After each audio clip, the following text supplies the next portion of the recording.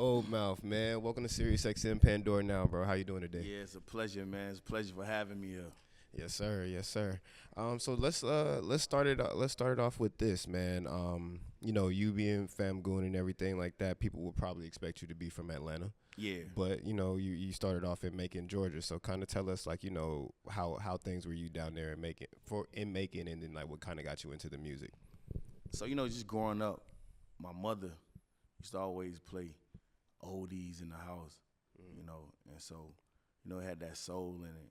And, at that moment right there, I knew I was interested in music, you know what I'm saying? I always wondered how it would be to actually compose music, to make music that can make people feel good. Yeah. So I think that's why I got my first interest in creating music. And afterwards, I seen people like, Lil Bow Wow and Lil Romeo come along, you know what I'm saying, growing up. And I seen that Jermaine Dupri was doing a wonderful job, molding kids into being rappers and superstars. And, I did a little research, and before that, it was Chris Cross that he had. Mm-hmm. So, I knew as a child that if they could do it, I could do it as well. So those were some of my greatest inspirations, being in the house with my mom and also watching, kids actually be able to do their thing, considering the fact at that time I was a kid. So that's what, my greatest music inspiration came from. That's what's up, man. That's what's up. That's definitely like JD being an ATL staple, being able to see those rising stars. Definitely, it made a mark on my life too. You know what I'm saying? I grew up around the same time that Bow Wow, Lil Romeo, all of that time. So yeah, it was crazy looking at it as a kid. Yeah, it was. Yeah, for sure, for sure. All right, so let's kind of like we go fast forward into this year. We got Trap of the Year with Bigger Rankin and Trey Lawson. Yeah. So tell me kind of how this track came together. Man, I got to go back a little bit. You know what I'm saying? When I was in the streets, my mom, she did the best she could. Although, she couldn't. At some point, she couldn't. When you get grown, or when you feel you grown, in your mind, you know what I'm saying? The little money that mama brings to the table, it ain't good enough. You want the new Jordans, you want the new Air Max, and mama ain't trying to go spend no $200, $250 on those shoes. So, I had got in the street life, and I was actually doing the trap thing. I was trapping and shit. So my mama was like, so when I made my first $100,000, I came to my mama crib, and I was like, hey, Mom, help me count this money. So it was in big bags. I had all, in the trap, you get ones, you get fives, you know what I'm saying? You got the money in some trash bags. Yeah, you know what I'm saying? So so I had the money in the bag, so I pulled all the money on the floor. $100,000, that's a lot of money when you're dealing with fives and ones and tens and crinkled up 20s and stuff. So my mama like, oh my God, like, what you got going on? So she was scared. She thought I had them, went and robbed the bank or something. Mm-hmm. So she was like, oh my God. So I said, I've been trapping, Mama. She was like, oh my God, that trapping stuff is going to send us all to the feds, the whole family. Mm-hmm. So me and my mama, we sat there, we counted the money, and it was like $102,000. Mm-hmm. So she was like, you a real trapper, huh, son? All the fear it dissipated when all the money got in the hand. I'm like, Mom, you can get $1,000 real quick. She's like, oh, y'all, you gonna give me $1,000 all this money? I said, yeah, Mom, you ain't worth for this money. So I shot her 2 more thousand. So she was like, yeah, you get Trapper of the Year for that. So that's basically where that concept came from. My mama, she didn't want me doing the street stuff, but she supported whatever her kids did, and she just told us to do it in a real smart way. We was gonna be doing stuff. So when I actually linked up with Trey Lawson, he's a great songwriter. He writes songs for a lot of big names. And he was like, man, I got a beat. I want to put a hook on it, you know what I'm saying? And I was like, man, whatever you do with it, just make sure it got something to do with Trap of the Year. Because, that's really my life story. And so he came with the hook, Trap of the Year. You know what I'm saying? So then after that, I was like, man, I hit up Bigger. I'm like, Bigger, I need you to put some words of wisdom on this track, man. Like you do the Lucci songs, like you do all the records that you known for. He like, let me hear it go. So I sent it to him. He like, oh yeah, I can hear my voice on this one, you know. So I'm like, yeah, man, let me see what you gonna do. Now it's up to you now. So the ball in your court. So he sent the record back to me. I was like, man, that was perfect. So in the beginning, he like, you know, he started out, he said, you know, something like, how I go, some you get rewards, but your hustle give you rewards, you know, and that's true. Like, you know, you can work all you want to, but at the end of the day, it's what you do that brings you the rewards. You see what I'm saying? Like, you can't wait on nobody else to give you those rewards, and it ain't gonna be no rewards like your own ethic, like your own work ethic, like your own hustle. So, you know what I'm saying? It's so true that, you know, whatever you do, you know, make sure that your hard work reap the fruits that you wanted to reap, because ain't nobody else gonna give you that. You see what I'm saying? And like he was saying, we don't want our names in the papers, dog. We don't want to be in no newspaper as a has-been.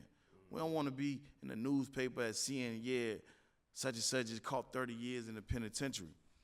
But we want our names in the rafters, Hall of Fame hustlers.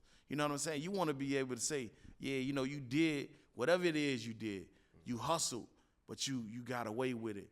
You made a change, and you was able to turn that hustle into something positive. Yeah. You see what I'm saying? And give back to the community at the end of the day. So, you know, you want your names in the rafters.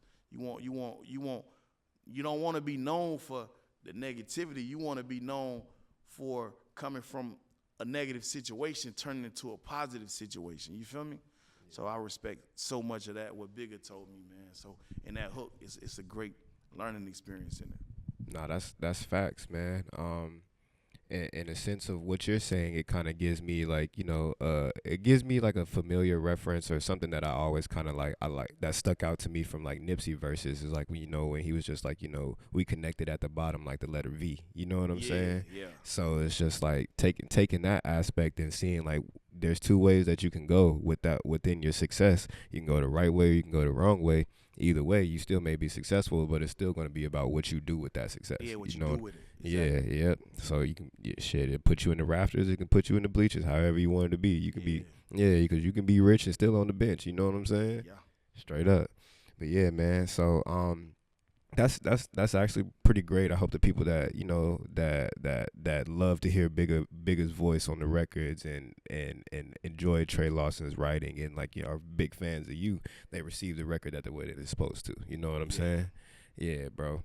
So kind of the fast forward is just like, you know, what could we be expecting out of you like coming up for 2025? You know, we pushing this Trap of the Year song. Mm-hmm. It's a real great record. You know what I'm saying? I'm really like encouraging people to stream it, to play it, mm-hmm. to vibe with it, to get a feel of it, to know that this song just wasn't another song some niggas made in the studio. Facts. It's a song that came from a real history, a real background. You know, mm-hmm. It's validated. So, you know, listen to the song and see how it relates to you. Because when we speak on trapping, we ain't just speaking on, you know, no drug dealing in the streets. It's hustle, baby. We speaking on wherever you trapping at. You know, you could mm-hmm. you trapping right here in Pandora. You know, yes, sir. It's your trap. Somebody else might be trapping, you know, laying bricks out here, mason, mm-hmm. In the construction field. Whatever you doing, selling cars, you know, you trap it out. You make sure that you do it to the best of your ability. Yeah. You know, so you can make it work for you. Hell yeah. You want your name in the rafters mm-hmm. of whatever you're doing. You know, you want to be the best at what you do, and you want to be recognized as being the best at what you do. Straight up. Yeah, and I think it's always kind of cool and clever how we as a people in the hip hop community, we always kind of take those negative connotations and then we apply them to other things to give them positivity and light. You know what I'm saying? Especially like with the trapping, like I with you saying like Pandora's my trap. I've been considering this my trap. You know what I'm saying? All year, and guess what? My trap been jumping. You feel me? So it's just like it's those things that I appreciate. You know, when talking to artists and everything like that, we see things differently, but yet we still kind of want some of the same things out this life. Feel me? Yeah, man. So just kind of to jump into it, man. I know like with Rollo coming home and the Famgoon wave, like, you know, reemerging itself back into the streets. Not necessarily reemerging, but like coming back full force. You know what I'm saying? Yeah. Like what has the past few years been like for you, just as an artist, like from the outside looking in and dealing with everything that's been going on? Well, you know, in the past few years, I made a couple drops. You know, I dropped a single here, a single there, but I wasn't really so much focused on my own career because, as you just said earlier, Rollo, he was in prison, and when he was in prison, I was one of the ones that was actually running the operations at Famerica Records, Famgoon. So, you know, he was putting out projects while he was in the penitentiary, and I played an instrumental role into, you know, compiling the songs and putting out his projects as well. So I wasn't so much just focused on my own career because I was kind of indecisive as to whether or not I wanted to be in the background or actually step from behind the curtain and and get recognized for my own music. Word. And so that was a debate I was, you know, going through within myself. So when he did get out of jail, you know, we continued to drop his projects, and he put me on one of his singles with a couple of the brothers from over there at the Paper Route. Yeah. And, you know, it did real good. So I had been working, though. You know, the whole time I had been working in the background. I had been completely working. Of course. I never stopped working. No, for I sure. mean, I got songs. You'll think I was recording with Tupac. I got so many songs. But I never released the music. You know what I'm saying? Yeah. So my manager, Los, was like, man, Gold, you got so much music, man. People need to hear this music. And that's what pretty much inspired me as well to, you know, just say, you know what, fuck it. People want to hear this, and people need to hear this.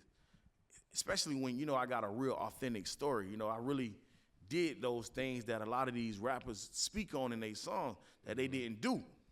And if they did do, they ain't do it the way I did it. You know what I'm saying? So I'm him when it comes to, you know, actually having done those street things, and not to glorify the streets, but, you know, I'm like really, I'm stapled, you know what I'm saying, into that lifestyle. And so I decided, you know, it's only right that I put my story out there. I put my music out there so people can get an understanding of who I am and where I come from and where I'm going, and so I can inspire the people. Yeah. So in 2025, to answer your question, my next single is called 3 the Hard Way. It's me, Rollo, and Derez on it. Derez Deshaun. So we before Finesse 2 times did, we actually had brought out the Army tanks. Yeah. But he dropped his before ours, you know what I'm saying? So I'm like, but anyway, we did a crazy video with Army tanks and et cetera, man. You know, running over cars. It's called 3 the Hard Way. Rollo started off, Derez come, and then I come last. That was originally gonna be my first single, but I ain't wanna, you know, drop my first single with, you know, Rollo being the leading the song off, and Derez and me last. Nah, it's like kind of like I'm a feature artist. But that'll be my second single actually. And, you know, so 225, I'll be dropping a lot of heat, man, a lot of music. For sure. Because what's crazy about this is this, fam. I always thought that being labeled an artist was corny. Word. Yeah. So I never wanted to be labeled an artist. And I think that's something I had to fight within myself and come to terms that, you know, actually I am an artist. Yeah. There's nothing wrong with being considered an artist, because artists, they are some wonderful creators. They create the paintings. They create the architect. They create, you know, music compositions.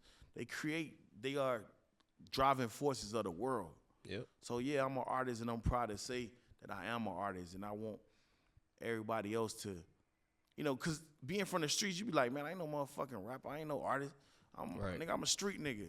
Nah, you know what I'm saying? Yeah. You could be a street nigga, but you can still be an artist. Exactly. Because the way you do your work is, you know what I'm saying?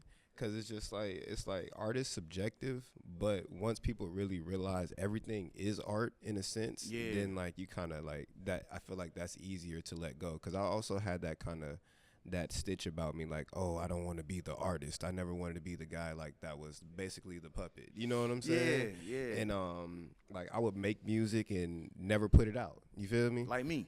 Yeah. I make music and never put it out. Still haven't put out a song to this day. But like I found different ways to make things work for myself, you know? Yeah. And put my art out and still put my passion into the industry that I loved. It just wasn't me being on stage, it's me being behind the scenes. You know what I'm saying? Yeah. And for you, like you're doing both. Like you were able to play that behind the scenes role and handle some of the business and everything like that. And I felt like that taught you a lot during that moment. That kind of gave you more courage to kind of jump out and do what you're doing now. Yeah, it did. Yeah. That's what's up, man. I love hearing stories like that, bro. It's really dope. Yeah. Yeah, man. Cause originally, coming from Macon, I originally got in the music game. Mm-hmm.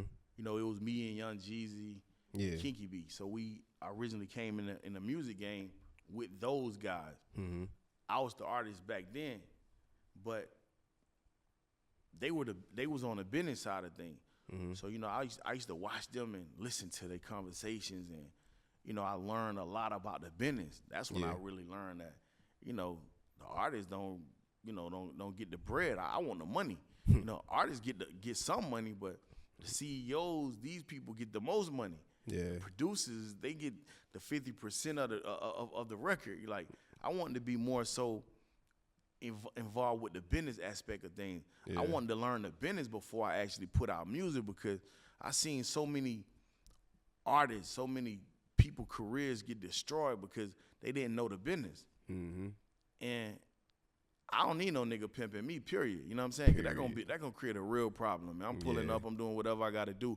If a nigga getting millions off my craft, off my ideas, off my artistry. So that's why, it's really important that we learn the business, because that's where the money come in at. It's a business. Yes, sir. Yeah, you can go in the studio, you can make the biggest song of a lifetime, the biggest song in the world. But where that big money gonna be going to? And you gotta have your business right, man, because you want that money to be channeling to you if you make that big ass song. You know what I'm saying? Yes, sir. I see so many people walking around here in Atlanta, and they'll tell you, oh yeah, this person right here made such and such song, such and such. And you look at him and you like, damn, he don't have a car. He don't have the basics. Yeah. And I never want to be a person that said, oh yeah, I created such and such big hit and that's my song. And now I'm walking around looking like a has-been. I ain't got the money, ain't got the recognition for real. Like, what the fuck is that? Nothing to show for. You know what I'm saying? We do this shit for the art of it, of course, for the culture. But we do this shit for the money, though. The bills got to be paid, too. So, it's just, we got to keep that in perspective when we doing this shit. For sure. I agree, man. Definitely got to keep it in perspective. Always got to keep your eyes on the money. If you ain't got no money, you can't have no fun, you hear me? Not at all. For real. All right, man. So just kind of to kind of close out on a couple of these questions. I mean, you already told me like who some of your biggest influences were, but like, what would you say hip hop means to you? Hip hop is the culture. Mm-hmm. It is a extraordinary moving force that has gotten a lot of us through difficulties. It is actually created a lot of wealth for a lot of black families throughout America, throughout the world. Hip hop is a very extraordinary moving force, man, for the world. Look, you got the Latinos, you know what I'm saying? They created reggaeton and, Afro beats. All of these different varieties of music came from hip hop. You see what I'm saying? So it's so powerful, man. If you do it the right way, you can use it to change people's lives. You can do it you can use it to damage people's lives, to destroy people's lives. You know what I'm saying? Yeah. And that's the thing about this. When you have such a platform, when you have such a influence on these platforms, making music is so influential. And I seen that when I was a child. When I used to watch how people fainted when they seen Michael Jackson. You know, at all of his shows, all of his concerts, they had 100 ambulances outside waiting for people to actually, you know, faint. They was waiting on this. Yeah. So I seen how powerful music in itself was, man, is to the people, and how much it means to the people. You know, being around a lot of celebrities all the time, I see how they touch the people. You know, their words, just whatever they say, their lyrics, their music, you know, people saying word for word, you know what I'm saying? So to me, hip hop it means the world to me, you know, as far as the artistic musical form of it, you know what I'm saying? And we can do a lot of positive, and I seen a lot of brothers do a lot of positive stuff through this hip hop outlet. Yeah. You know what I'm saying? So, you know, hip hop is what we make it, man. It's our culture. It's what we created. And we continue to, as black people, as the black race, man, we continue to dominate, create and dominate things. You know what I'm saying? No matter how much people want you to think otherwise, as if we the, you know, inferior race or whatever the case is, we continue to engineer our ingenuity, our creativity is unmatchable. Yes, sir. People got to know that. Got to. If you don't know, we're gonna figure it out. Straight up. And then all right. So my last question would be, what is your most memorable moment in hip hop? And this can be something that's personal to you, you know, something that you've seen somebody else do, somebody else go through, or whatsoever. Yeah, what's your your most memorable moment in hip hop? I mean, I got a couple stories, man, that I want to share with you, right? That I really never shared with nobody. You know what I'm saying? Actually, so me and you know, Jeezy, I name drop because it ain't nowhere around it. But you know, seeing that we was actually in the, you know, doing the street thing together at one point. And, you know, I was a lot younger than them, but seeing when I went to prison, because I did a long time in the penitentiary, but while I was in prison, you know, Jeezy and Kinky B, CTE, they actually blew up and got a record deal and, you know, became like one of the biggest artists in hip hop. When I seen that from behind the cell, that was like so inspiring to me because it said everything it needed to say to me. Yeah. Like, you know, some people that I was close friends with, these people made it out of the slums. You know what I'm saying? Like, we actually, you know, to see that happen, to see that it can really happen, it gave me all the hope in the world, man. Like, you know what, you can do anything.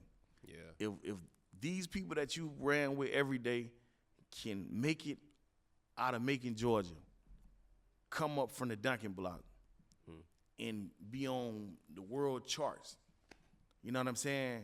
Like, be on world charts and actually go on world tours, get platinum plaques, get the mansions and the Lamborghinis, everything we dream of. I know damn well I can do it. So for that was one of the most sobering moments for me. You know what I'm saying? Like, I know I can do anything. You know what I'm saying? Because the people that actually make it, they don't have no special powers. Man, I sit down with Dave Chappelle. I done sat down with Elon Musk. You know, I done sat down, had a one-on-one dinner with Stevie Wonder at his crib. So it's like, these people ain't speaking no different language. These people just have ideas. You know what I'm saying? They have ideas and they believe in themselves. And I tell people, man, that's the most important thing you can do. You gotta believe in yourself. I'm talking about straight up, my nigga. You gotta believe in yourself. Cause like, nobody else may not see your vision. That's why it's your motherfucking vision. But you got to believe in yourself. And you got to keep on going. You got to keep on pushing. Because these people ain't had no motherfucking special powers. They just like me and you. But you got to have a plan. You got to be willing to execute that plan. And you got to be willing to motherfucking put in the work for that plan in order for you to make it. You know what I'm saying? Because once you get there, you like, damn. Yeah, it was hardship. It was sleepless night. It was a lot of motherfucking, people trying to knock you off your path. But once you get there, you there, man. Yeah. And them same motherfucker that try to knock you off your path, now they want to be on your path. You know what I'm saying? The same motherfucker told you couldn't do it. Now they rooting for you. They at your shows buying your tickets. Yep. You know what I'm saying? On the front seat. Like, yeah, I knew you was gonna do it. Now all that shit did change. And you like, now you on some shit like, nigga, keep that same kind of energy that you had when I was trying to make it. You know what I'm saying? Cause what they do when they can't beat them, they join them. Try to tell you. Straight up. Try to tell you.